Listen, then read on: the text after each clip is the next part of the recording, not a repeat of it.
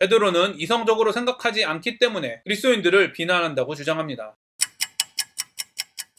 안녕하세요. 바이블 TMI의 마카리오스입니다. 오늘 본문은 베드로후서 2장 12절부터 22절입니다. 오늘 말씀은 베드로가 계속해서 거짓 선지자의 특징에 대하여 말하고 있습니다. 오늘 말씀을 통해 하나님을 아는 지식, 종말의 유익, 믿는 사람들의 죄에 대해 깊이 묵상하는 시간이 되기를 바랍니다. 그러나 이 사람들은 본래 잡혀 죽기 위하여 난 이성 없는 짐승 같아서 그 알지 못하는 것을 비방하고 그들의 멸망 가운데서 멸망을 당하며, 여기서 이 사람들은 계속 설명하고 있는 거짓 선지자들입니다. 특히 10절에 기록된 당돌하고 자긍하며 떨지 않고 영광 있는 자들을 비방하는 특징을 설명하고 있습니다. 베드로는 이성적으로 생각하지 않기 때문에 그리스도인들을 비난한다고 주장합니다. 현대사회에서 이성은 합리적인 사고, 과학적 사고를 의미합니다. 이들의 진리의 판단 기준은 과학적 증거, 즉 눈에 보이는 현상입니다. 그래서 주변에서 예수님의 부활, 우리를 걷는 일 등이 과학적으로 증명되는 일이 아니기 때문에 기독교는 진리가 아니다 라고 주장하는 사람들을 쉽게 볼 수 있습니다. 베드로가 말한 이성을 현대인들이 생각하는 이성으로 생각한다면 오늘 말씀을 이해하기 힘들 것입니다. 저는 베드로가 합리적인 사고, 철학적인 기준 등을 추구하라고 말하고 있다고 생각할 수 없습니다. 베드로가 말하는 이성은 세상적인 경험과 철학 등이 아니라 사도들과 동일한 하나님 경험, 성령의 조명으로 이해되는 하나님의 말씀을 의미하는 것입니다. 즉 우리가 경험하는 하나님이 사도들이 경험한 하나님과 일치하는지, 말씀에 기록된 하나님과 동일한 분이신지 분별하지 않기 때문에 자신과 다른 경험을 하고 있는 그리스도인들을 비난하는 것입니다. 베드로가 강조하고 있는 이성은 감정적인 것과 반대된다기보다는 하나님의 부르심을 이해하고 경험하는 것을 강조하고 있는 것입니다. 저와 여러분은 하나님의 부르심을 이해하고 경험하고 있습니까? 하나님께서 사도들을 선택하시고 부르신 경험과 동일한 경험을 하고 있습니까? 베드로가 강조하고 있는 하나님께서 부르신 그리스도인의 특징을 소유하고 있습니까? 베드로는 1장 3절에서 분명히 하나님께서는 선택하신 자들에게 하나님을 아는 지식을 통해 일하신다고 말했습니다. 그리스도인은 온전하지는 않지만 하나님을 아는 지식, 즉 성령의 조명을 받는 이성을 소유하고 있는 사람입니다. 성령의 조명을 받는 이성이 없다는 것은 하나님을 경험하고 있지 못하다는 것이고, 하나님을 경험하고 있지 못하기 때문에 하나님을 경험하고 있는 사람들을 이해할 수 없어 비방하는 것입니다. 이 일이 심각한 것은 비방하는 사람들이 멸망을 당한다는 데 있습니다. 다시 말하면 우리가 하나님을 아는 지식이 없다면 하나님을 경험할 수 없고 결국 멸망을 당한다는 것입니다. 물론 여기서 말하는 지식은 성경 지식이나 교회의 전통과 시스템 등을 말하는 것이 아닙니다. 하나님을 아는 지식, 즉 성령의 조명을 받은 이성입니다. 사도들과 동일한 하나님을 경험하는 것입니다. 다시 한번 말씀드립니다. 하나님을 아는 지식은 우리를 실제로 변화시킵니다. 하나님의 성품으로 행동함으로 멸망을 생명으로 바꿉니다. 저와 여러분이 이런 말도 안 되는 은혜를 받은 그리스도인이라는 것을 깨닫고 감사하시기를 바랍니다. 믿음으로 거룩한 삶을 살아가기를 바랍니다. 불의의 값으로 불의를 당하며 낮에 즐기고 노는 것을 기쁘게 여기는 자들이니 점과 흠이라. 너희와 함께 연애할 때 그들의 속임수로 즐기고 놀며 음심이 가득한 눈을 가지고 범죄하기를 그치지 아니하고 굳세지 못한 영혼들을 유혹하며 탐욕에 연단된 마음을 가진 자들이니 저주의 자식이라. 그들이 바른 길을 떠나 미혹되어 부올의 아들 발람의 길을 따르는도다. 그는 불의의 싹을 사랑하다가 자기의 불법으로 말미암아 책망을 받되 말하지 못하는 나귀가 사람의 소리로 말하여 이 선지자의 미친 행동을 저지하였느니라. 이 사람들은 물 없는 샘이요 광풍에 밀려가는 안개니 그들을 위하여 캄캄한 어둠이 예비되어 있나니. 베드로가 말하는 거짓 선지자들의 특징은 모두 육체의 정욕을 만족시키게 하는 행동들입니다. 우리를 육체의 정욕으로 인도하는 사람들을 조심하십시오. 이들은 저주의 자식입니다. 그리고 육체의 정욕으로 시선을 돌리라고 하는 우리의 옛사람과 싸우십시오. 영적 싸움을 통해 자신의 마음을 지키십시오. 그들이 허탄한 자랑의 말을 토하며 그릇되게 행하는 사람들에게서 겨우 피한 자들을 음란으로써 육체의 정욕 중에서 유혹하는도다. 허탄한으로 번역된 헬라어 마타이오테스는 무익, 덧없음, 헛된 등의 의미를 가지고 있습니다. 자랑의 말로 번역된 헬라어 푸데고마이는 소리를 내다, 크게 외치다 등의 의미를 가지고 있습니다. 즉 베드로는 무익한 것을 크게 주장하는 사람들이 거짓 선지자라고 말합니다. 그릇되게라고 번역된 헬라어 플라네는 미혹, 잘못된 생각, 속임 등의 의미를 가지고 있습니다. 베드로는 잘못된 생각으로 행동하는 사람, 속아서 행동하는 사람들이 거짓 선지자라고 말합니다. 우리가 만약 영원한 하나님 나라의 것이 아닌 썩어 없어질 무익한 이 땅의 것을 구하는 일을 크게 외치고 있다면 빨리 거짓 선지자의 길에서 벗어나기를 간절히 소망합니다. 사단에게 속았지만 정작 자신은 하나님께 순종한다고 착각해 마지막 마지막 날에 주님이 난 너를 모른다라고 하시는 불쌍한 인생이 되지 않도록 계속해서 자신의 신앙을 사도들의 신앙이 기록된 성경과 비교하시기를 소망합니다. 저는 베드로가 거짓 선지자들에게 넘어가지 말라고 편지를 한 사람들이 신앙이 연약한 사람들이라고 생각했었습니다. 영적 싸움에 대하여 잘 모르는 초신자들이라고 생각했었습니다. 그러나 18절을 읽고 심한 충격을 받았습니다. 베드로가 묘사하고 있는 이들은 겨우지만 무익한 이 땅의 것들에 시선을 두게 만드는 사람, 잘못된 가르침으로 우리를 속이는 사람들을 피했다고 말하기 때문입니다. 여러분이 경험하고 있으시겠지만 이 땅의 것들에 시선을 두게 만드는 사람, 상황을 이기기는 매우 힘듭니다. 그래서 대부분의 그리스도인들은 경제적 문제, 건강의 문제, 자녀의 문제, 관계의 문제 등을 겨우라도 이긴 사람들을 훌륭한 신앙인으로 생각합니다. 그리고 거짓 선지자에 빠지지 않을 정도로 말씀을 이해하고 경험한 사람들 역시 매우 귀하게 생각합니다. 베드로가 거짓 선지자를 조심하라고 편지를 쓰고 있는 사람들 중에는 이처럼 위대한 승리를 경험하고 있는 사람들이 포함되어 있습니다. 그리고 이런 싸움을 승리한 사람들에게 또 다른 유혹이 있다고 말합니다. 이것이 바로 그리스도인의 현실입니다. 성경은 영적 싸움을 승리한 그리스도인에게 더 심한 공격이 있을 것을 보여주고 있습니다. 하나님의 성품에 가까워질수록 세상의 빛과 소금으로 드러날수록 어떻게든 우리를 넘어뜨리기 위해 사단이 공격할 것이기 때문입니다. 사단의 공격이 점점 심해지고 있습니까? 그렇다면 여러분은 잘하고 있는 것입니다. 바알과 아세라 선지자들과 대결해서 위대한 승리를 거둔 엘리야에게 바로 이세벨을 통해 시험이 주어졌습니다. 베드로의 말처럼 이 공격은 곧 사라진다는 것을 믿음으로 인내하십시오. 하나님께서는 종말이 임박했다고 하셨기 때문입니다. 사단의 공격과 싸우기를 포기한다면 심판이 주어진다는 두려움으로 인내하십시오. 하나님께서 행하신 구원은 실패가 없기 때문입니다. 저와 여러분이 우리가 죄가 없이 온전해질 그날이 빨리 오기를 소망하는 그리스도인이라는 사실을 기억하십시오. 우리의 구원을 시작하신 하나님이 반드시 완성하실 것이라는 사실을 믿으십시오. 그리스도인의 정체성과 부르심을 기억하는 사람만이 사단과의 영적 싸움에서 인내하고 승리할 수 있기 때문입니다. 그들에게 자유를 준다 하여도 자신들은 멸망의 종들이니 누구든지 진 자는 이긴 자의 종이 됨이라. 만일 그들이 우리 주 대신 그 주 예수 그리스도를 알므로 세상의 더러움을 피한 후에 다시 그 중에 얽매이고 지면 그 나중 형편이 처음보다 더 심하리니 의의 도를 안 후에 받은 거룩한 명령을 저버리는 것보다 알지 못하는 것이 도리어 그들에게 나으니라. 참된 속담에 이르기를 개가 그 토하였던 것에 돌아가고 돼지가 씻었다가 더러운 구덩이에 도로 누웠다 하는 말이 그들에게 응하였도다. 베드로는 예수 그리스도를 알고 순종했지만 나중에 하나님을 떠난 사람들이 처음부터 믿지 않았던 사람들보다 형편이 나쁘다고 설명하고 있습니다. 저와 여러분의 경험은 어떠합니까? 저의 경험을 보면 너무 맞는 말입니다. 하나님의 은혜를 받아 하나님에게 집중할 때 하나님을 알고 경험하며 하나님께 순종하는 일이 기쁘고 감사했습니다. 그러나 어느 순간 다시 세상에 집중하게 되었을 때 세상 사람들과 비교하며 무능해 보이는 자신의 모습을 발견하고 심한 자괴감에 빠집니다. 다른 관점에서 보아도 마찬가지입니다. 하나님께 시선이 고정되어 있을 때는 저에게 주어진 하나님의 은혜를 겸손히 감사함으로 받았지만 사람에게 시선이 내려왔을 때는 저에게 주어진 하나님의 은혜를 저의 것인 양 자랑하며 다른 사람을 무시하고 있었기 때문입니다. 여러분의 경험도 저와 비슷할 것이라고 생각합니다. 베드로는 이런 저와 여러분에게 경고하고 있습니다. 복음을 깨닫고 잠시 동안 세상의 더러움을 피했지만 다시 세상의 더러움에 빠진 사람들은 복음을 배반한 자들이라고 말입니다. 그러나 여러분, 이 사실만큼은 반드시 기억하십시오. 베드로는 하나님의 선택하신 구원을 소유한 사람들에게 편지를 쓰고 있습니다. 다시 말하면 베드로가 이렇게 말한 이유는 더 이상 너희들은 소망이 없다고 정죄하는 것이 아니라는 것입니다. 베드로는 구원받은 그리스도인 역시 세상의 더러움에 빠질 수 있다는 것을 부정하지 않습니다. 베드로가 이렇게 말한 이유는 세상의 더러움에 빠져 좌절하고 있는 사람들에게 너희들은 실패할 수 없는 하나님의 구원에 동참한 사람들이다. 하나님을 아는 지식이 주어진 사람들이다. 너희는 죄의 지배를 받는 사람이 아니라 성령의 지배를 받는 죄와 싸우는 사람들이다. 그러니 다시 세상의 더러움과 싸워 거룩함으로 돌아오라고 권면하기 위함입니다. 더 이상 우리는 연약한 인간이라는 핑계로 싸우지 않는 자신을 합리화하지 마십시오. 하나님의 구원은 실패가 없고 우리 안에는 성령님이 계시기 때문입니다. 지금 세상의 더러움에 빠져 있다면 베드로의 권면을 받아들여 지금 바로 우리 안에 계신 성령님의 도움을 요청하십시오. 그리고 성령의 능력으로 죄와 싸우십시오. 마지막으로 칼빈의 주석을 인용하며 마치겠습니다. 사도는 복음의 목적이 우리를 일으켜 세워서 세상의 더러움으로부터 멀리 떠나게 하려는 데에 있음을 증거하고 있다. 오직 신실하게 그리스도를 아는 자만이 복음 안에서 바로 자라갈 수 있고 사도 바울이 에베소서 4장 22절에서 충고하는 바와 같이 그리스도로 말미암아 옛사람을 벗어버리고 새사람을 입는 법을 배운 자만이 그리스도를 붙잡을 수가 있다. 세상의 더러움에 빠져버린 자들은 복음을 배반한 자들이라고 말한다. 신자들도 분명히 죄를 범한다. 그러나 그들은 죄가 그들을 지배하는 것을 허용하지 않으므로 그들이 하나님의 은혜에서 변절하지 않을 뿐더러 그들이 일단 받아들인 건전한 교훈에 대한 고백을 저버리지도 아니한다. 참으로 그들은 패배한 자로 보면 안 된다. 왜냐하면 그들이 육체와 그 정욕에 대항하여